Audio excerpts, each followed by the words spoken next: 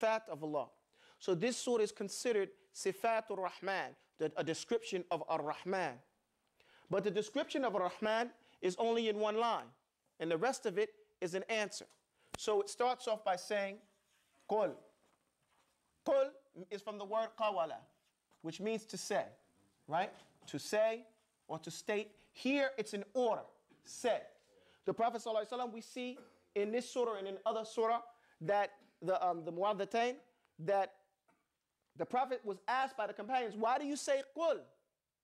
Why are you saying Qul when in other places, if he's told this, that, and the other thing, you don't say Qul Alhamdulillah, you just say Alhamdulillah. And he said, the Prophet ﷺ said, I was told to say, so I said say. So this is why he says Qul. Huwa. Huwa is an Arabic word that has two meanings. It means he, and it also means it. Okay? It references the singular, human, or non-human, masculine. Okay? So this is another proof the ulama say that Allah is not more than one. Because when you want to say more than one, let's say you say here. But you said huwa, it denotes singularity. Okay? Qul huwa Allahu, and Allah is, we say the one God. That's one way you can translate it. The object of worship, or the rightful object of worship. Do I have some questions? Somebody said something? Okay. So the rightful object of worship. It is also the name of Allah. The name of God, if you would. Okay? So it says, Qul, say that He, Allah, Ahad. Ahad. And Ahad here, it means, some people say witr. In English, we wouldn't really understand that. So in English, we would say single, singular.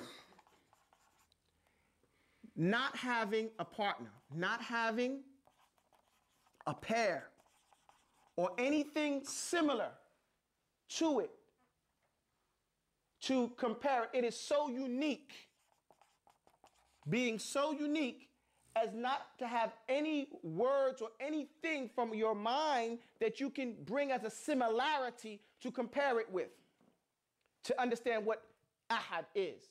That's what Ahad means in this context right here. But the ulama don't stop here. They say, okay, it's this surah, it says Ahad. If someone were to say, and everyone's going to say, well, what does Ahad mean? Okay, you say that He, Allah, is Ahad. What does Ahad mean? Can you get this for me? Yeah. Do we have any more of those tissues?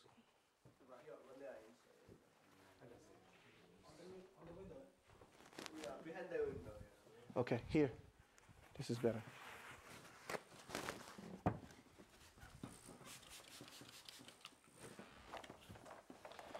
So it goes on to say, what is Ahad? What does Ahad mean? So it says, Allahu as-Samad. So they went on to say that this sentence, Allahu Samad, is a response to Ahad. If you don't know what Ahad means, then Allahu Samad is like Atful Bayan. It's clarifying what the first one. For example, if I say, excuse me. If I say, I saw your brother, Muhammad. See, the statement Muhammad clarifies which brother I saw. Does that make sense? So likewise, say Allahu Ahad, Allahu Samad.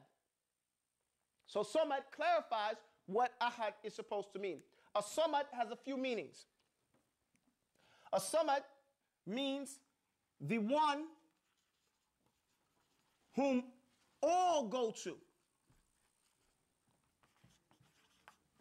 for the fulfillment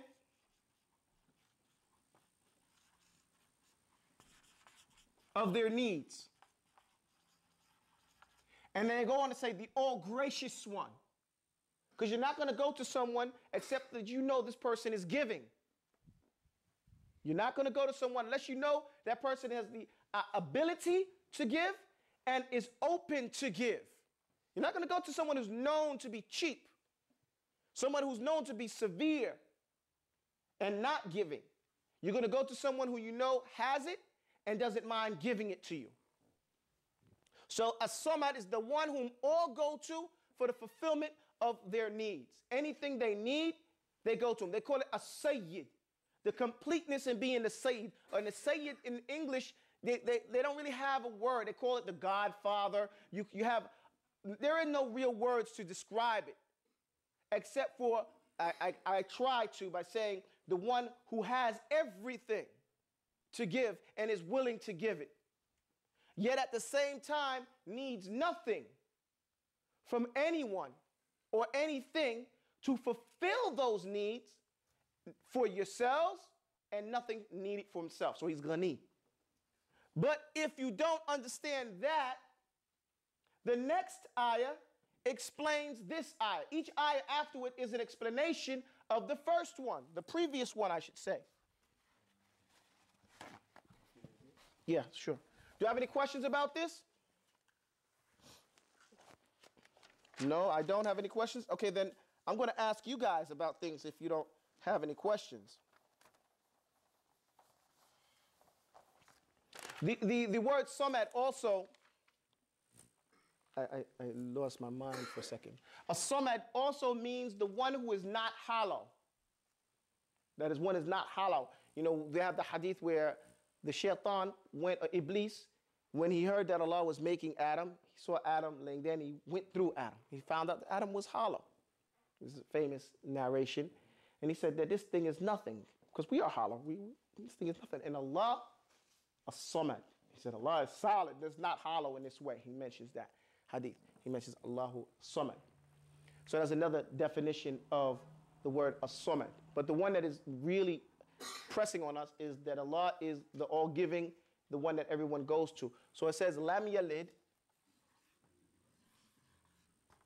wa lam yulad.